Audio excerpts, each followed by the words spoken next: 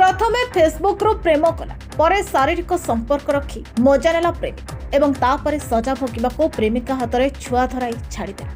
प्रेम पई प्रेमिकार सबकिछि उजुड़ी जाइतिबा बेले 22 दिनर कौल शिशु कन्या को धरी प्रेमिक दुआरे बसिला प्रेमिका। प्रेमिका निज जिद्रे अटल रही प्रबल वर्षा सत्वे प्रेमिक दुआरे बसी निजर न्याय दाबी करिछि। एभଳି अभावनीय घटना देखिबाको मिलिछि पिपिली पुबाशासन ब्राह्मण साई। युवती जनक अनाथ झील होता बेले पुबाशासन ब्राह्मण साईर प्रेमिक पवित्र महापात्र फेसबुक रु प्रेम करथिले। प्रेम जाल में फसाई अनाथ युवती को अंतसत करदे प्रेमिक। एवं 22 दिनर कौला शिशु कन्या को वर्षा धरी निजर परिचय मागुछि प्रेमिका। प्रेमिका प्रीति रेड्डी निजको पवित्र पत्नीर मान्यता सह छुआर परिचय न्याय दाबी करिसेंति। गतकाली प्रेमिक द्वारे न्याय पाई छुआ को धरी प्रेमिका बसुथिबा बेले प्रेमिक घर लोके ता उपरे गरम पानी पकाई उठी जाबाकू बाध्य करथिबा प्रेमिका अभियोग करिसेंति। सूचना थाउ कि गत 2 वर्ष हेबो प्रेमिका प्रीति रेड्डी डॉक्टर पाथ लैब रे काम करुथिबा बेले गोड़िया पोखरी निकट में घर भड़ा कर रखुले। पवित्र प्रथमे फेसबुक रे प्रीति को प्रेम निवेदन पर उभयों मध्य आरंभ होता प्रेम पर उभयों मध्य शारीरिक संपर्क गढ़ी उठी। दिने नुहे कि 2 दिन नुहे बारंबार शारीरिक संपर्क रखा पर प्रेमिका प्रीति रेड्डी गर्भवती होती। प्रेमिका पेटरे छुआ थिबा खबर पाई प्रेमिक छुआ को नष्ट करिवार योजना करथिबा बेले प्रेमिका एहाको बारण करथिले। एहा परे प्रेमिका को एकुटिया छाड़ी अन्य झियो सह रोमियो पवित्र संपर्क रखुथिला। दिनक दिन रोमियो प्रेमिक गोटे पर गोटे झील को प्रेम कर उपभोग करथिला। एपरिक पूर्वर एभली एक झील को पवित्र प्रेम कर प्रतारणा पर झीलटी आत्महत्या करथिबा नै प्रीति गणमाध्यम को सूचना दैछंती। सेबडे प्रीति को न्याय देबा पई आगे आसिछंती केतेक सामाजिक संगठन। न्याय न मिलबा पर्यंत अनाथ झील छुआ सह रही पढ़िबो बोली अंटा भिड़िछंती। तेबे पवित्रଙ୍କ ओरसरे जन्मिता पिलाटे को न्याय पई प्रेमिका मां गतकाली धारणा दैथिबा बेले अनाथ शिशु कन्या को किए देबो सहारा केतेबेले मिलिबो ता बापार परिचय ताहा देखिबाकू बाकी रहिला। प्रीति रेड्डी कौन ये कहीं बसी तो ये तुम कौन है पिलाटा जरी वर्षा कहीं तुम बसी अच्छा पिलार बापा जे पवित्र पाखे आगे आसी सी मत भल पाई जे सी मोर फिजिकाली से थे मुझे कही मो अनाथ मोर अनाथ आश्रम मनुष्य होती तो से मतलब फेसबुक से भल पाई सी भी मत कथा देते जे नाई मोर मो घर सान पुओ मो बो मत जो मुझे हाँ मो बो से हाँ तो मुझे कहली कि तुम ब्राह्मण कास्ट जंतु मोर टे छोट जाति तुम घर लोग राजी हेनी तो से पुआटा पवित्र मत कहीदे जे नाई मुझे कथा दूसरी मुझे तो मैरिज करी तर भुवनेश्वर आसी से मोर फिजिकाली बहुत थे ने कि दिथर ने बहुत रखते फिजिकाली से बेले बेले मुझे भड़ा रोली सी भी प्राय आसती मो पाखक बेले बेले रात्रि भी रही जाती बेले बेले से फिजिकाली जो मो डेली मो पेट छुआ रहा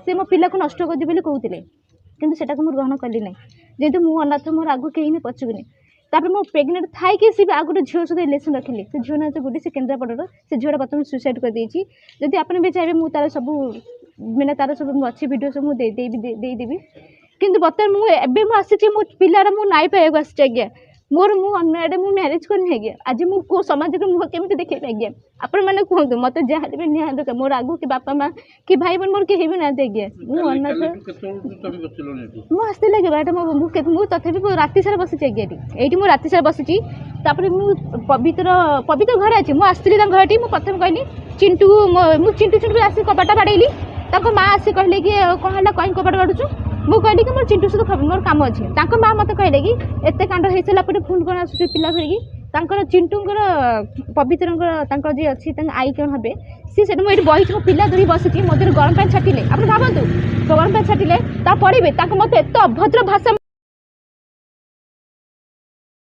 कहले आप भावतु मुझे कौन आपण आगे से देखा आज जदि मो पिला जब नाई न मिले मुझे जी मो पिला धरी कौड़ी जी पिला अच्छी तारी मुझे दाबी कर पिला अच्छी तारी मो सहित फिजिकाल मुझे कहा पाखे सही आज्ञा मुझे जोड़ी भड़ा रही जोड़ी भी थी से पिला आसी जब आप चाहिए मुझे भी दाबी कर भी प्रमाण देखी पिला को से प्रमाण देखी से पिला मुझे गुड़िया पक रोती आज्ञा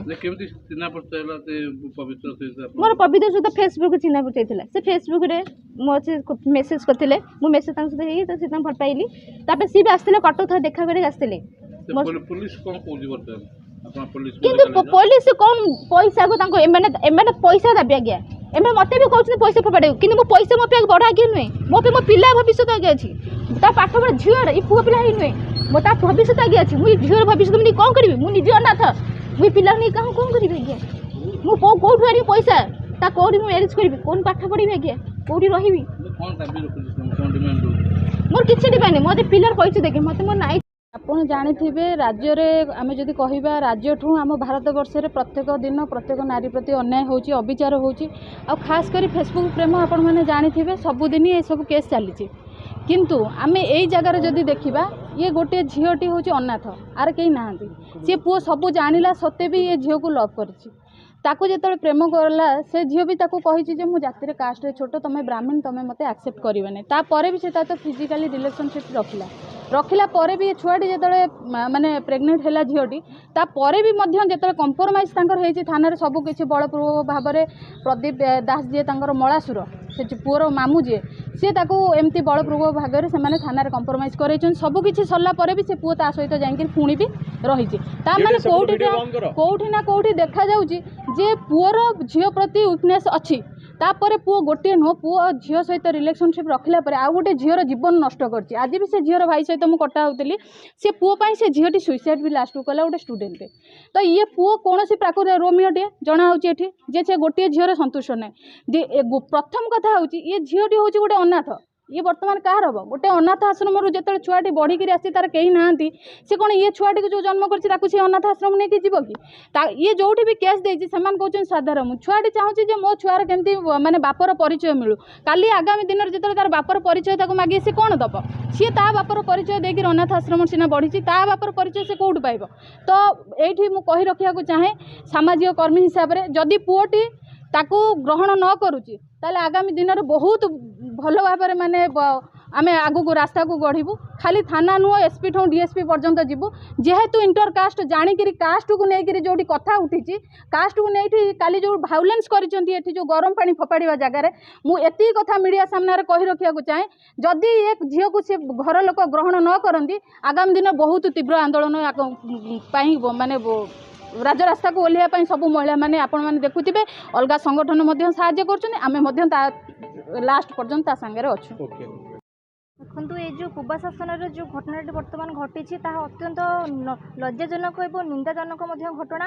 ଯେଉଁ ଝିଅଟି ଏଠି ବସିଛି ତାର କୋଳରେ 20 ଦିନର ଶିଶୁକୁ ଧରି ତାର ପ୍ରିୟଙ୍କା ରେଡ୍ଡି ଯିଏକି ଜଣେ ଅନାଥ ଆଶ୍ରମରେ ବଢ଼ିଛି ଏବଂ ତାକୁ ଯେଉଁ ଏହି ଗ୍ରାମର ଯେଉଁ ମହାପାତ୍ରର ଘରର ଯେଉଁ ପୁଅଟି ଦୀପକ ମହାପାତ୍ର ତାକୁ ଯେଉଁ ଫେସବୁକ୍ରେ ପ୍ରେମ ନିବେଦନ କରିବା ଏବଂ ତାର ଅନିଚ୍ଛା ସତ୍ତ୍ୱେ ବାରମ୍ବାର ତା ସହିତ ଶାରୀରିକ ସମ୍ପର୍କ ରଖି ତାର କୋଳରେ ଯେଉଁ ଆଜି 20 ଦିନର ଶିଶୁକୁ ଧରିକି ବର୍ତ୍ତମାନ ତାର ପୁଅର ଘର ସାମ୍ନାରେ ଝିଅଟି କାଲିଠାରୁ ବସିଛି ବର୍ଷାରେ ଓଦା ହେଇକି ନିଜର ହକ୍ ଅଧିକାର ପାଇଁ। କିନ୍ତୁ ଯେଉଁ ନିଜର ପରିଚୟ ମାଗିଲା ବେଳେ ନିଜର ଅଧିକାର ମାଗିଲା ବେଳେ ତା ଉପରକୁ ଗରମ ପାଣି ଫୋପାଡ଼ିବା ଏଇଟା ଅତ୍ୟନ୍ତ ଗୋଟେ ଲଜ୍ଜାଜନକ ଘଟଣା। ତେଣୁକରି ଏହି ବାବଦରେ ଆମେ ଯେଉଁ IAC ଅଛନ୍ତି ବର୍ତ୍ତମାନ ପିପିଲି ଥାନାର IAC ତାଙ୍କୁ ଅନୁରୋଧ କରୁଛୁ ଏ ଘଟଣାରେ ତୁରନ୍ତ କାର୍ଯ୍ୟାନୁଷ୍ଠାନ ନିଅନ୍ତୁ ଏବଂ ଆମେ ମଧ୍ୟ ଆମର ସଂଗଠନ ଜାତୀୟ ଦଳିତ ଆଦିବାସୀ ମାଇନରିଟି ମହାସଂଘ ତରଫରୁ ପିପିଲି ଥାନାରେ ଏକ ଅଭିଯୋଗ କରିବୁ। ଯେପର୍ଯ୍ୟନ୍ତ ଏହି ପିଲାଟିକୁ ନ୍ୟାୟ ନ ମିଳିଛି, ତାକୁ ଘରରେ ବୋହୂର ସ୍ୱୀକୃତି ନ ଦିଆଯାଇଛି, ପିଲାକୁ ତାର ବାପର ପରିଚୟ ନ ଦିଆଯାଇଛି, ସେତେ ପର୍ଯ୍ୟନ୍ତ ଆମେ ମଧ୍ୟ ଝିଅ ସହିତ ଏଠି ଧାରଣାରେ ବସିବୁ ଏବଂ ତାପରେ ଯଦି ଆକୁ ନ୍ୟାୟ ନ ମିଳେ ଏହି ଘଟଣାକୁ କେନ୍ଦ୍ର କରିକି ପଲ୍ଲୀରୁ ଦିଲ୍ଲୀ ପର୍ଯ୍ୟନ୍ତ ସଂଗଠନ ଆନ୍ଦୋଳନ କରିବା ପାଇଁ ପ୍ରସ୍ତୁତ ଅଛି। ପିପିଲିରୁ ମନୋରଞ୍ଜନ ମହାପାତ୍ରଙ୍କ ରିପୋର୍ଟ, ମହକ ନ୍ୟୁଜ୍।